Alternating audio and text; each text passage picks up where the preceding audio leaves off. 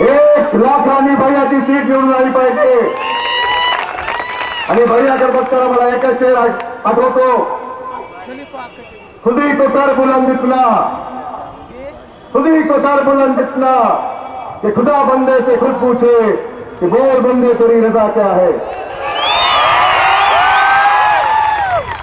आणि त्यांनी तुम्हाला विचारलंय, तुम्ही त्यांचे खुदा आहात, त्यांची रजा एकच आहे की ज्याप्रमाणे आपण विलासराव देशमुख साहेबांना प्रत्येक निवडणुकीमध्ये मोठ्या संख्येनं मोठ्या लीडनं निवडून दिलं, ते परत एकदा तुमच्या समोर आशीर्वाद मागायला उभे आहेत।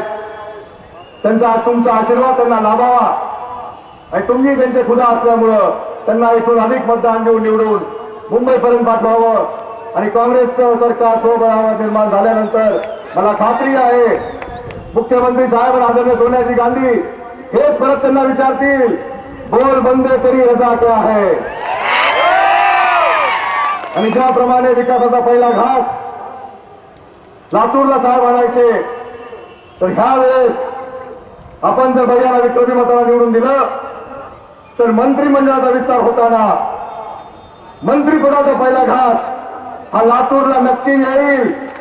आता तुमची साथ गरजेची आहे, तुम्ही मतदान करणार की नाही, पंजासमोर बटन दाबणार की नाही, आणि विरोधकांना शॉक लावणार का नाही।